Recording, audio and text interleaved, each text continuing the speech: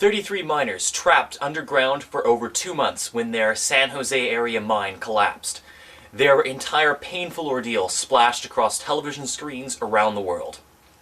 The Chilean mine collapse and subsequent entombment of its miners created a virtual media circus, with literally hundreds of television channels camped outside the mine waiting with bated breath for any change in the situation. On October 13th, when the last miner was finally released from his underground prison, the world's media literally exploded into coverage. Here now is just a snapshot of some of the global media's reaction to the Chilean mine rescue.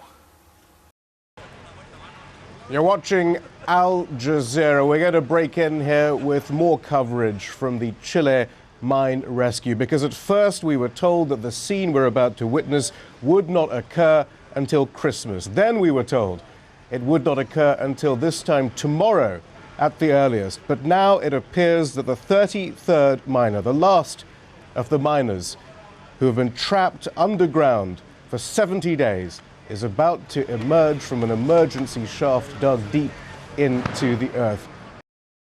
And last night we witnessed history as the first of 33 miners were moved from the dark dungeon that they had been living in for, at that point, 68 days. Today, the 69th day, the operation still underway. Let's take a look at the images. Tonight, history continues. Operation underway right now. 5 rescuers still underground, waiting their turn to make their long journey to safety. Qui restaient au fond ont dévoilé ce drapeau qui en disait long. Ça, c'est ce que vous voyez à gauche. Je vous l'ai expliqué tout à l'heure. C'est des images qu'on vous rappelle de ce qui s'est passé pendant la journée. Pendant qu'à droite, nous sommes toujours en direct et on attend la remontée d'un des derniers secouristes, disons-le comme ça pour l'instant. Mais dans mon livre à moi, comme disent les gens de hockey, il en restait 2 en bas au moment où on a vu la nacelle remonter.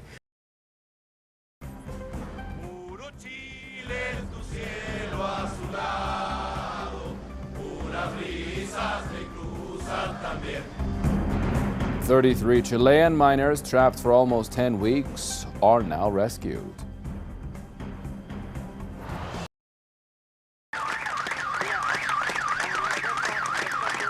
Luis Urzua was met with a huge celebration of people singing, clapping, and smiling. All could not wait to welcome him back. The 54-year-old shift leader was a master motivator throughout the ordeal down below. He took charge after the collapse in August. He rationed food, giving each miner only 1 spoonful of tuna every 48 hours, during their first 17 days trapped underground. You're watching BBC News with me, Tim Wilcox, live outside the San Jose mine near Copiapó in Chile. It has been the most fantastic, extraordinarily moving day here. Within 21 hours, 44 minutes, all the 33 miners who'd been trapped underground here for 70 days have been rescued and are safely back on the surface. 33 men, all safe, all on the surface, reunited with the people they love. A nation is rejoicing, the world watching. 2 months of misery are over now for the miners who captured the world's attention from a dark, dangerous place deep underground. Hello, I'm Diana Swain, and this is The National. Successfully completed. Connor Duffy reports from the San Jose mine.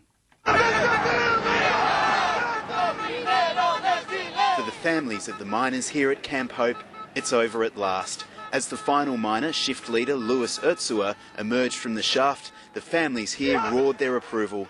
At the rescue site, workers and the Chilean president, Sebastián Piñera, chanted and embraced. Le dernier mineur enfin est sorti, Luis Urzua. Il s'agit en fait du leader de la mine. Depuis le début, c'est lui qui dirige. C'était le chef de quart en fait au moment de l'éboulement. C'est lui qui a pris la direction des 33 en leur disant on ne sort pas par n'importe quel moyen, on va attendre. أصبح منجم سان خوزيه في تشيلي محطة أنظار للمتابعين من جميع أنحاء العالم، فقصته التي بدأت منذ أكثر من شهرين أصبحت الآن في نهايتها. إنها النهاية السعيدة، فمن هذه النقطة تبدأ رحلة 700 متر باتجاه سطح الأرض نحو الحياة من جديد. And now we cross live to the San Jose mine, where the last rescuer will be emerged on the surface. And this is the National.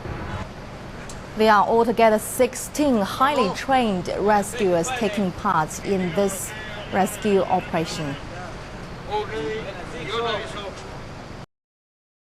The unprecedented rescue operation that's underway to free the miners who've been stuck 600 meters underground for over 2 months.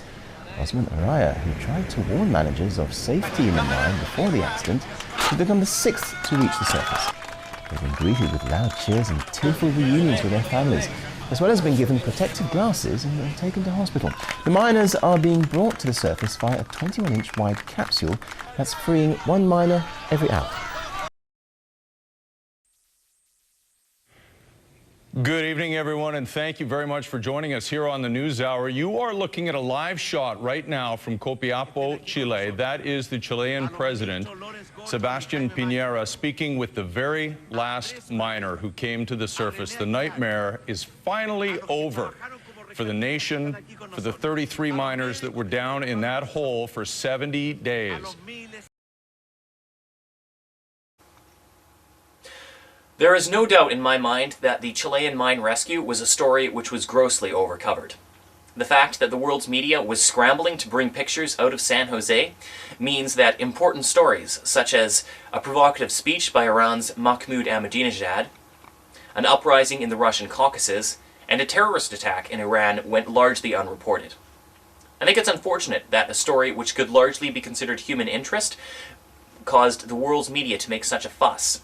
But of course, this is not a new phenomenon. We've seen this before at the Democratic National Convention with the Hillary Clinton speech, and again with the Michael Jackson funeral. And I'm not saying that these are unimportant stories which should go unreported. Just that I wish the world's media wouldn't lose sight of the other news stories that are happening across our planet. For iNet, this is Christopher reporting.